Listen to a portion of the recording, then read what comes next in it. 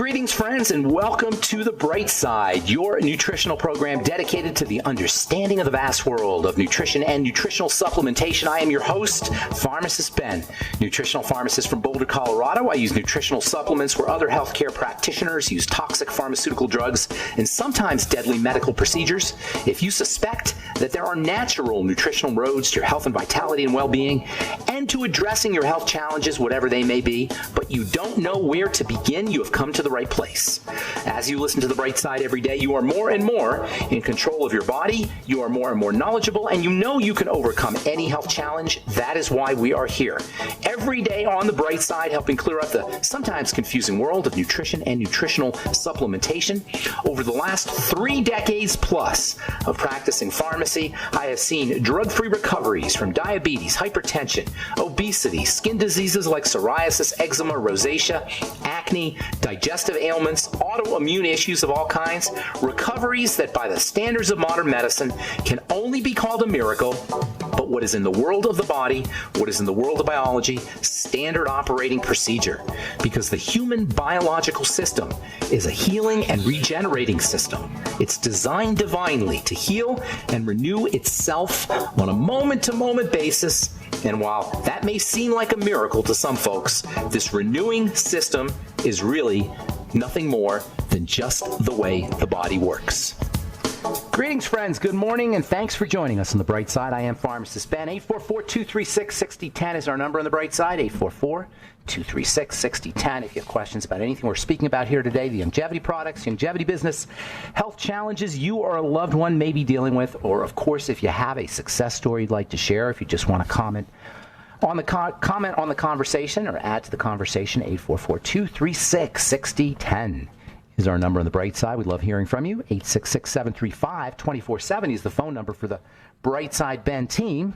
866-735-2470, and you can purchase longevity products by going to brightsideben.com, pharmacistben.com, and criticalhealthnews.com, or even better, if you want to sign up to join the Bright Side Ben team, if you're an entrepreneur and you're health inclined, if you like the stuff we talk about here on this program every day and you want to be part of the team, you can sign up to join the Bright Side Ben team for a one-time $30 fee, be in business for yourself, and earn all the benefits associated with having your own business, as well as helping spread the word about the power of a good nutritional supplement program. I've been part of the longevity family now for over 20 years, almost since the very beginning, and I cannot tell you how much help and how much the kind of benefit that we give people, that longevity gives people, the ideas, the products. And if that sounds good to you, if you want to be part of an organization that helps change lives, and if you want to make some money at the same time, please think about joining the Bright Side Ben team. You can sign up right off our websites, brightsideben.com, pharmacistben.com, or criticalhealthnews.com, or call 866-735-2470. Also, you want to take a look at our Truth Nourishment page, truthnourishment.com. We've got various health products up at truthnourishment.com, and also our skin health products at truthtreatments.com. Have Valentine's Day specials coming up. They should be up today or tomorrow, our Valentine's Day special. I think we got a 20% off deal with the free Valentine's gift bag at truthtreatments.com. Never any preservatives, fragrances, fillers, waxes, emulsifiers, nothing your skin doesn't need or doesn't want in any of our Truth Treatments, Truth Skin Health products, which are all available at truthtreatments.com, truthtreatments.com. All right, so we've been getting a little airy-fairy here. I own up to that. I like talking about airy-fairy stuff as a healthcare professional. I think you have to. I don't think it's fair to be a healthcare professional and not address. And I say airy-fairy, of course I'm being facetious, because really mind-body is not airy-fairy, as we've been saying. We've been talking about the skin. We've been talking about the idea that there are forces at play when we have skin health issues. I've been in the skincare business since 1983, and nothing makes me more angry than somebody saying, here, just rub this cream on your acne and you'll be all good. That's the way the skincare business has evolved. Just rub this cream on and hope for the best. Well, we know, if you've been listening to this program, you know different. You know that the nutrition and diet and digestion play a major role in how the skin shows up. And as it turns out, mind and body are related, and there is a mental aspect to how the skin shows up. And really, for all health issues, there's a mental aspect to all health issues show up. But we're talking about the skin, and I love talking about the skin because it's representative of the rest of the body. The skin is an extension of the brain. Both are organs of perception. Skin is an organ of perception of the outside world. The skin is like a satellite for the brain. It tells the brain what's happening in the outside world. So it should come as no surprise that the skin is going to be responsive to brain chemicals. It's going to be responsive to dopamine. It's going to be responsive to serotonin. It's going to be responsive to oxytocin. It's going to be responsive to endorphins. These are all molecules of emotion, as Candace Pert calls them, molecules that determine how we feel that come out of the brain. The brain perceives the world, and it secretes molecules of emotion. Those molecules of emotion affect the skin. There is a major link between the brain and the skin. The skin is a satellite for the brain. It tells the brain what's happening on the outside world. In fact, the skin is actually a type of brain. The skin is an information processor, like the brain. That's what the brain is. It's an information processor on the outside of the body. The skin is an information processor on the outside of the body. In fact, all membranes are brains. Bruce Lipton talks about this. The membrane is the brain of the cell. It's not the gene that's the brain of the cell. It's not the nucleus that's the brain of the cell. Probably this doesn't come as a surprise to you guys, but for most people it comes as a surprise. I bet if you did a survey of the average person who didn't know much about health or nutrition, the average layperson, and you asked them, what is the cell of the brain? They'll tell you the nucleus. That's what most people think. That's what we learned in high school. But it's not. It's the membrane. The membrane is the brain. The membrane is where the magic happens, always. The membrane of an organ, the membrane of a cell, is where information comes from the outside and gets turned into stuff on the inside. All membranes are brains, and the skin is the body's most important, or at least the body's largest membrane. Probably the most important membrane, but certainly the largest membrane. Well, actually, you know what? The intestine is probably the largest membrane. The skin is the second largest membrane. And the intestinal membrane is a brain too. And there's a lot of relationship between the intestine and the skin. They're both membranes. The skin is a membrane that interprets the outside world, and the intestine is a membrane that interprets the inside world. So this connection between the skin and the brain begins in the womb. If you study embryology, which is the study of how the embryo develops, you know that the skin is derived from the same layer of cells that the brain is. And from that point forward, the skin and the brain are connected. The skin is derived from what's called the ectoderm, and the brain is also derived from the ectoderm. These are layers of the embryo that give rise to all the organs. When the embryo is developing, which is beyond miraculous, I don't even know how to describe that phenomena, how the embryo turns into a fully formed human being. My God, there is so much miraculous stuff that's going on in the body that we are completely oblivious of, or at least we don't respect and honor. How an embryo develops inside a womb is beyond miraculous, and one of the things that happens is when the sperm meets the egg, a whole biochemical process is initiated that turns that combination. It's called a zygote. When the sperm meets the egg, it turns that zygote into some kind of entity with layers, 3 main layers, and each of those layers gives rise to the organs. The layers that give rise to the brain are the same. The layer that gives rise to the brain is the same layer that gives rise to the skin. And from that point forward, the skin and the brain are connected. They're linked. And as I say, the skin functions as a satellite of the brain. So it should come as no surprise that there is a major, if unfortunately underappreciated, relationship between the beauty of our skin, how beautiful our skin is, how healthy our skin is, I should say, because beauty is secondary to health. There's a major relationship between the health and the beauty of our skin and our brain, and how we perceive the world, how our conscious minds perceive the world, how our conscious minds are our thoughts, so how we think is going to affect our skin. And also, as we said yesterday, and I'm not done talking about this, how our unconscious mind, how our subconscious minds affect our skin. Our conscious mind is the thoughts we have, and our subconscious mind is the thoughts we have that we don't know we have, that we're not aware of. And both are going to show up on the skin because of this link between the skin and the brain. And we marginalize our thoughts, and we marginalize our subconscious minds at our own peril. Subconscious minds, or unconscious minds, really control our lives in such a major, major way that if we're going to be healthy, if we're going to maximize our 120 years of life, if we're going to get to 120 years, we've got to understand what's going on underneath our awareness. All right, I'm Pharmacist Ben. We'll continue on the bright side right after this. 844-236-6010 is our number, and we do have lines open for you. We'll be back right away after this.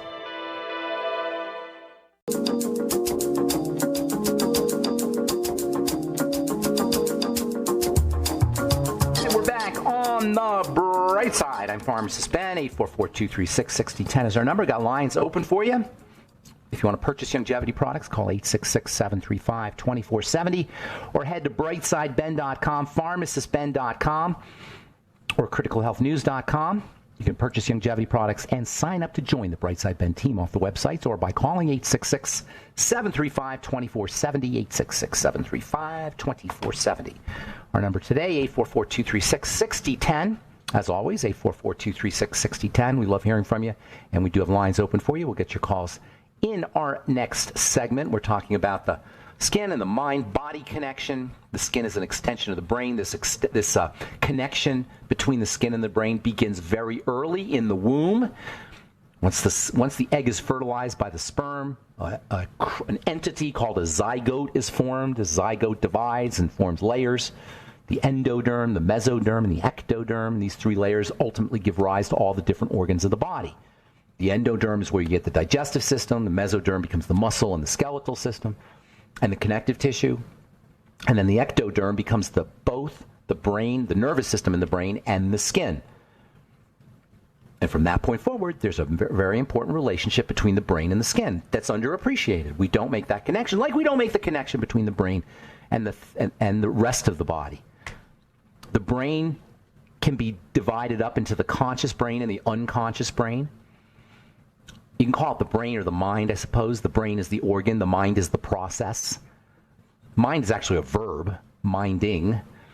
Nonetheless, we have a conscious aspect and we have a subconscious aspect. Yesterday, we talked about the importance of what's going on underneath our awareness and how becoming aware of what's underneath our awareness is really important. The more you can become aware of what you're unaware of, the more you can bring unawareness into awareness, the healthier and more fulfilled and more content and more actualized your life will be. That is really the real essence of having a good life, is to become aware of your unconscious motivations and your unconscious drives. Yesterday we said there's really no way to know what's in our subconscious minds because by definition we're not aware of it. But what we can do is we can become more aware of what is in our subconscious. We don't know what's driving our behaviors, but we can start to pay attention. We can start to become aware. That's why meditation is so important. Yesterday we talked about how meditation is a tool for becoming aware of the stuff that we are ordinarily unaware of. The forces that make us eat more than we should eat. Why do we eat more than we should eat? Why don't we just stop eating when we're full? Why don't we just eat a couple of bites and then notice we're satisfied and stop? That's what animals do. But we don't do it because we're driven by our subconscious. We're eating for subconscious reasons. We don't know why we're eating. We don't know why we don't exercise even though we want to or we know we should exercise. We don't know why we're sad or depressed even though we want to be happy. We don't know why we have anxiety even though we want to be at peace. In other words, if we're feeling something, sadness, or we're doing something, drinking, smoking, eating, that we can't stop doing or we can't stop feeling even though we consciously want to feel better or consciously want to be happier or consciously want to quit smoking or consciously want to quit whatever, drinking or whatever our habits are, you can rest assured there are subconscious drivers that are overriding the conscious desires. This is why in Alcoholics Anonymous, which I love, the 12-step program, AA is awesome. Not that I'm in it or anything, but I love the idea of it. But in AA, they tell addicts they're always going to be addicts. And this is why when you quit something, you're only really quitting temporarily for the most part. You always have to kind of fight the habit. And recidivism is really high. AA and quitters, Alcoholics Anonymous patients, I guess, people who are in Alcoholics Anonymous, are only temporarily successful, and they have to keep reminding themselves that they're quitting because they're not addressing the subconscious drivers. I love AA, but it doesn't address the subconscious drivers. People in AA are just muscling through. And you can work sometimes. You can muscle through an addiction, and you can fight it every day. But that's a lot of work. And that's why in AA that you always have a coach. You always have somebody you're calling. You always have someone, whenever you have the urge to drink, you call this person. And as soon as a stressor comes in, if you quit smoking, you know what I'm talking about. If you've quit drinking, you know what I'm talking about. If you quit caffeine, you know what I'm talking about. As soon as a stressor comes in that's severe enough, you are going to start drinking again. You're going to start smoking again, or at least you're going to have a powerful urge to do that. You got to call your coach. You got to fight it. You can muscle through it. You can quit with willpower, no doubt about it. Psychological muscle can work, and many people do it that way.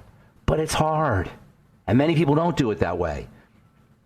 If you can figure out what the subconscious drivers are, what's going on in your programming, in your operating system that's compelling you to smoke or drink or sit on the couch when you should be exercising or eat foods that we know are bad for us, it's going to be much easier to eliminate unproductive habits and begin to choose to live and to make life choices in a more productive way. And by the way, I'm not saying this like I'm better than anybody. I'm just as guilty as anybody else.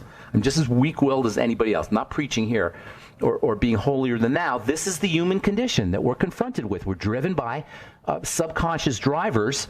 We're driven by subconscious aspects that were stuck into us when we were infants and that are pounded into us over and over and over again. We're bombarded with cues and motivation drivers that we don't know about. And it started before we had any control. And by the way, this is why affirmations don't really work. This is why using the law of attraction can be so frustrating. The law of attraction is just science. Things get attracted to each other. There's nothing fancy, schmancy, new age, or weird about the law of attraction, but a lot of people say it doesn't work. A lot of people say it's frustrating. It's because if you say you want to attract health, you say you want to attract money, you say you want to attract a romantic relationship, but you're attracting sickness and you're attracting poverty and you're attracting loneliness. It's not because the law of attraction doesn't work. It's because saying it is on top, saying it is the consciousness, saying it is in your conscious awareness, which is the tip of the iceberg, but there's forces underneath that are at play that are 90% of the iceberg.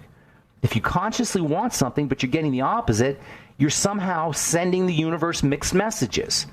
And because there's way more subconscious power than there is conscious power, you got a whole lifetime of subconscious drivers, it's very unlikely that you're going to be successful if you're not addressing your subconscious drivers. And then there's the body itself. We can observe the body itself to see what our subconscious drivers are. Candace Pert, the body is the subconscious mind. The body is the manifestation of the subconscious mind via the molecules of emotion, which are unconscious to us. We don't know we have these molecules of emotions being secreted. But our bodies show up that way. You can look at your body and you can assess what your subconscious drivers are. You can look at your body, which is the end result of molecules and molecular forces that are initiated unconsciously, and you can observe what's happening. The body is like a mirror of the unconscious mind. Our bodies, the specific molecules, the neurotransmitters, the peptides, and the hormones, they are the physical control point for cell behavior. It's not the genes. It's not the past. This whole idea of genetics is so disempowering and so unfair because what it says is you're locked in. You can't change it. But today we know that epigenetic factors control genes, and there is no more important epigenetic factors than belief, than unconscious ideas and how we perceive the world. Read The Biology of Belief by Bruce Lipton. All right. I love Bruce Lipton, by the way. All right, 844-236-6010 is our number. You're listening to The Bright Side. We'll return right after this.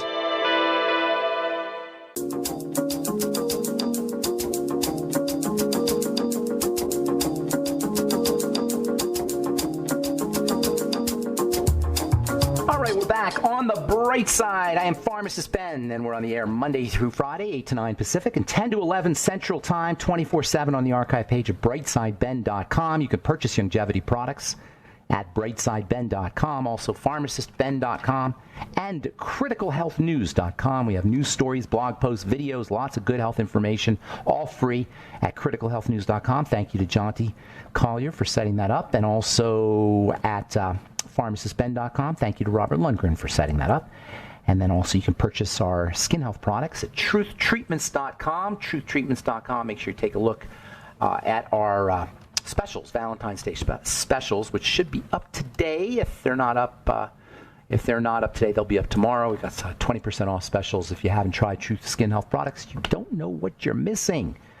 Never any fillers, waxes, preservatives, fragrances, silicone, oil, water, nothing your skin doesn't need or doesn't want in any of our Truth Skin Health products.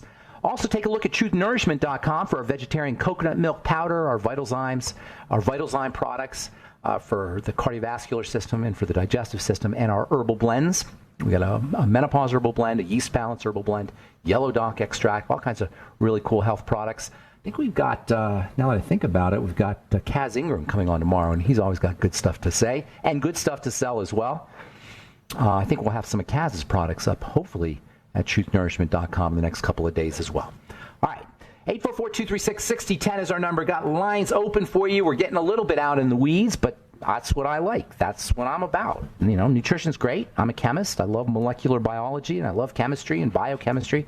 But I also love the more abstract ideas, because I think if we're really going to be serious about health and wellness, which I am, if we're really going to be serious about helping people with their health, which I am, if we're really going to be serious about leveraging longevity and having a fully actualized life and a really full life and a happy life and a content life, we have to talk about these more abstract woo-woo kinds of ideas. And it's unfair to really marginalize them as woo-woo.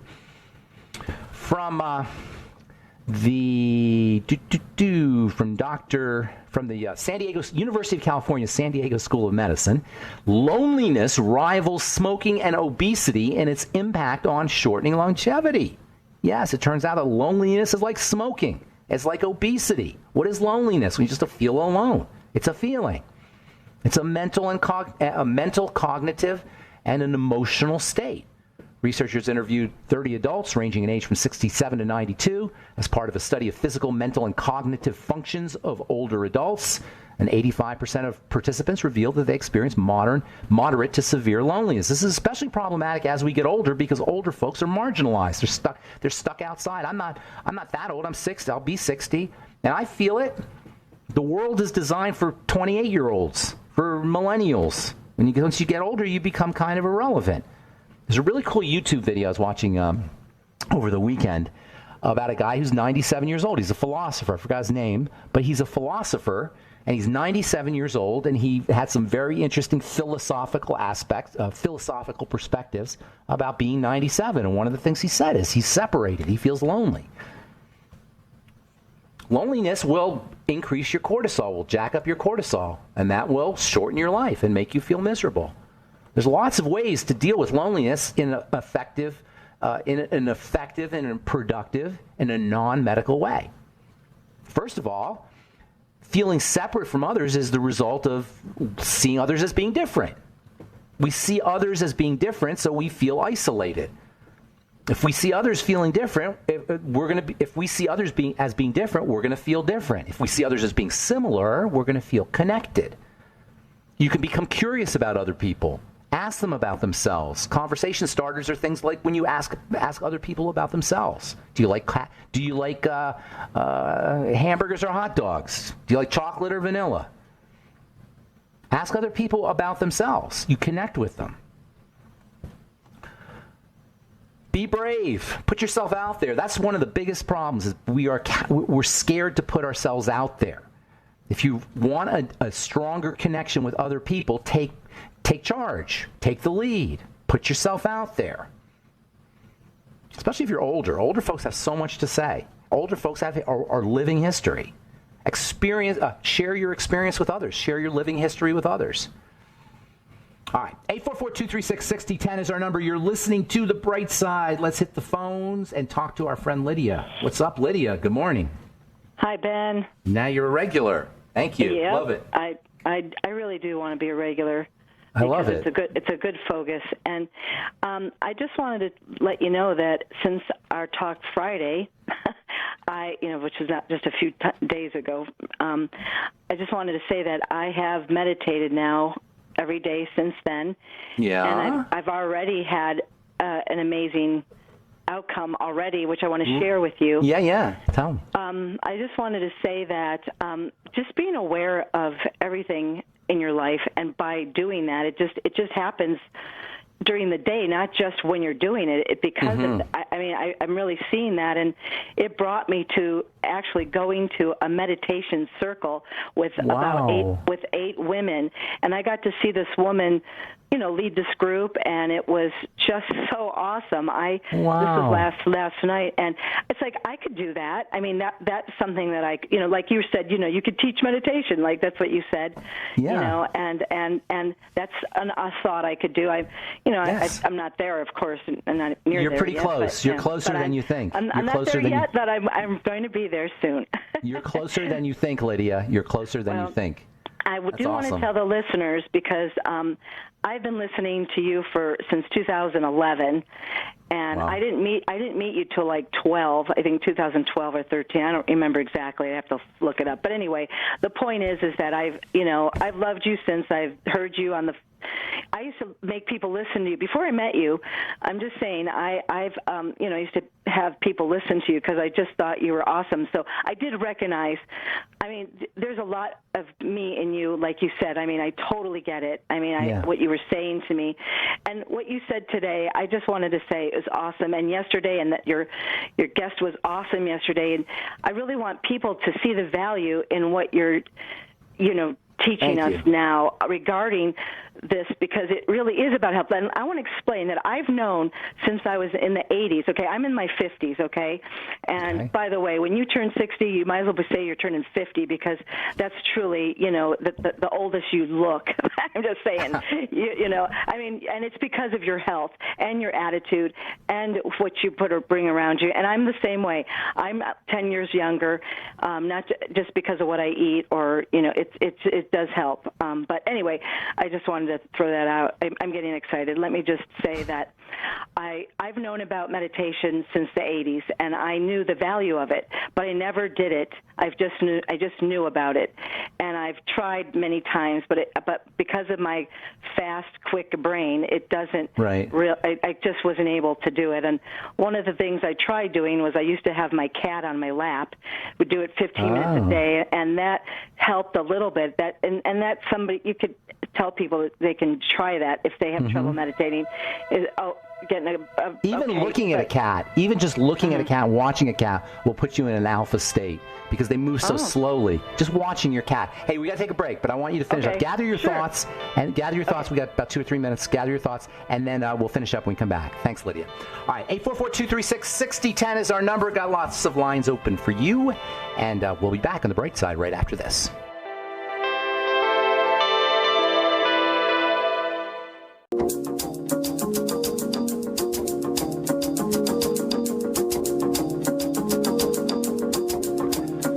Back on the bright side, talking to my friend Lydia. Let's get you up here. Hey, Lydia. Hey. Okay. Well, I just wanted to thank you for helping me with that, because you said it in such a simple way how to meditate, and that simplicity really did hit me, and it was able for me to just do it. And that's awesome. And I've had magical things happen already to me, and that life is that way. I'm sure when we're in tune, everybody can experience things like that, are magical. Yes, down to a stupid parking space. I mean, even a parking space. Your beliefs. It just have to watch your beliefs in life, and I'm telling you, it's part of good health. This is why what you're doing is the right thing to do. You really. I've listened to you all these years, except 1 year I skipped, just 2015, but that's because I was doing it for good health. It was just what I needed to do. All right. But anyway, I'm just telling you that I want to be healthy and happy like everybody does, and it's part of it. It's absolutely part of it. This our mental, our emotional, and our spiritual. It's just all adds up. You got to have your own radio show now, Lydia. Hey, right, Lydia. Right. Lydia, yes. I'm going to let you go. Your last thing I want to tell you though, that which you're not is what you're in. That which you think you're not is what you're in the process of becoming. You get that? Okay. I'll rewind that a few times. Rewind. That which you think you're not.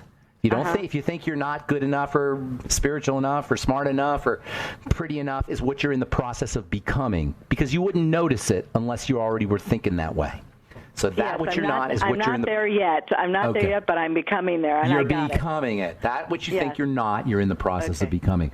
All right, Lydia, have a beautiful day. Thanks for sharing all that. That was really cool. Thank you. Thank you. Sure. Right. Take care. That's my friend Lydia. I've known her for a long time. I appreciate that. And listen, you guys, it's not that difficult. We're talking about meditation to take one example. Focus on a part of your body. Bingo, you'll be meditating. Focus on your breathing. You'll be meditating. Personally, I like focusing on spirituality. Focus on God. Focus on your thoughts. You ever wonder what a thought is? We think these things 50,000, 60,000 times a day. We have a thought. Does anybody know what a thought is? Where does a thought come from? Where does it go? There's so much mystery that's involved in being a human being, and we go about our lives, about our daily lives, and doing things as normal, and we don't ever ever pay attention to the unbelievable mystery and magical nature of what it is to be alive and what life itself is. Just focus on that and you'll be in an alpha state, a meditative state. All right, 844-236-6010 is our number. Got lines open. We're talking to John in Kansas. Good morning, John. What's up? Hey, good morning, Ben. Good morning. I have a couple of things. One, I love your reference to being in the weeds. You like me? You like it in the weeds? Unfortunately, one of the weeds that the farmers consider to be invasive on the cropland is amaranth. Is what? Amaranth. Amaranth. Okay, gotcha. BASF is trying to eradicate it. They're trying to eradicate amaranth. Yes, they're no longer going to manage it. They're going to try to eradicate it. Amaranth, the grain amaranth. Amaranth is actually a bunch of different types of grains, but they've been cultivated forever. Since human beings began. Since human history began, I should say. I hear you. Palmer amaranth and water hemp. And what else? Palmer amaranth and water hemp are two varieties that they've specifically named. How do you know so much about amaranth? It's one of our supplements and one of the foods that we use for. Gotcha. Smoothies. Are you a farmer? Are you a farmer in Kansas? No, we're holistic nutritionists, and nice. We have a health ministry. Oh my goodness, that's awesome. Are you online? Do you have a website? It's just a Facebook page. Give it a plug. I'm going to get on it myself. What is it? Fire Sign Quantum Health. Fire Sign Quantum Health. Are you the guy that calls me periodically, or is that you, John? Yeah. So we talk about quantum stuff, right? Is that you that I've talked to before? Right. Ah, I got you. Okay, so you knew that. What's that guy's name? Bartlett. What's that guy's name who wrote the book Quantum Touch? Is that you I was talking to? Yeah. Richard Bartlett. I think his name is Richard. Richard. I forgot his last name too. But we talked about him. I talked about him with you. Is it Gordon? Richard Gordon. Okay, you and I have talked about him in the past, right? That was you? Exactly. Gotcha. I know who you are. Okay, so tell me about amaranth now. I don't understand. That's a grain. Why are they treating it like a weed? It's so prolific and invasive that it's interfering with the industrial factory farm crop. Oh my goodness. Production. Oh, it's such a wonderful plant, amaranth. Yeah, exactly. So from an energetic perspective, I want to tell you that this week is National Handwriting Week. Okay. And tomorrow, John Hancock's birthday is National Handwriting Day. I'm also a handwriting analyst, and I can tell you that I can see the aura and the chakra energy functioning or dysfunctioning in the handwriting samples that I see. That's very, very interesting. Can you give what are a couple things that you look for, or is it more intuitive? No, if there are distorted or corrugated or shakiness in the writing, depending upon where it is in the writing, will indicate the lower, the middle, or the upper part of the body. I can see damage to the brain or the spine or the intestines or the legs or the feet.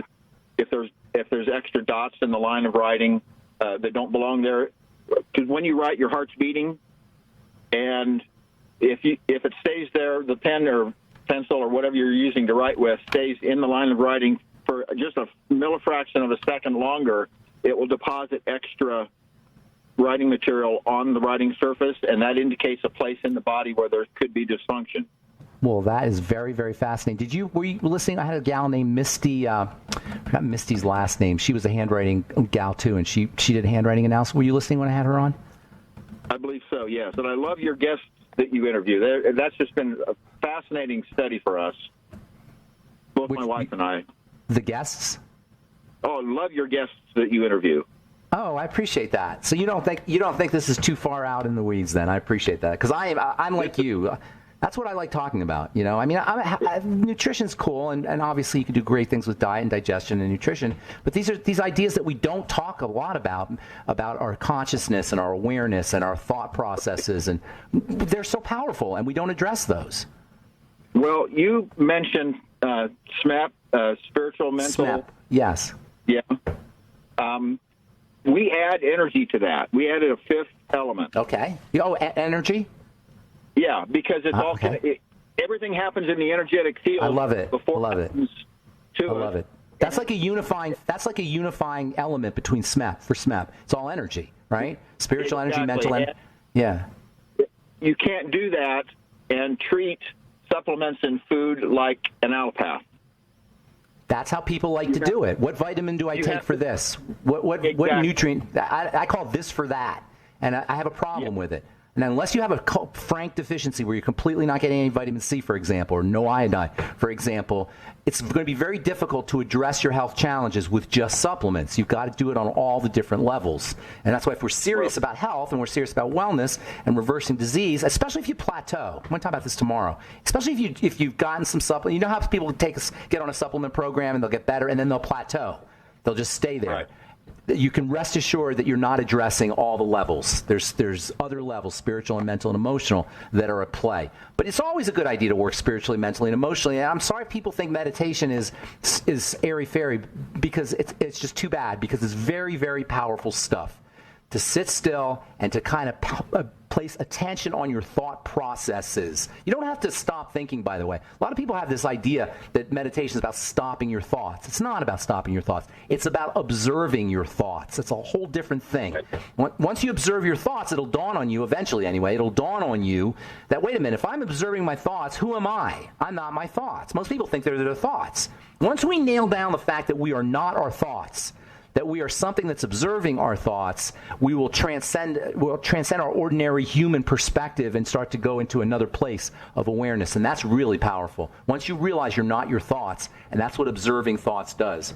So thank you, John. I really appreciate it. I always appreciate your point of view, and I hope you'll continue to listen and call in. You always got good stuff to say. Got to go, buddy. Thank you so much, John. All right, man. Take care. Have a great day. All right, that's all the time we have for today. Thank you so much for listening to The Bright Side. Tomorrow we're going to talk a little bit about this plateau effect that we talked about, and I hope I get to this idea that you can train your autonomic nervous system. We can train these unconscious aspects of us. It's called autogenic training, and there's things we can do and meditation is actually just one way that we can train our ordinarily unconscious aspects so that we can become aware of them and so that we can actually leverage them.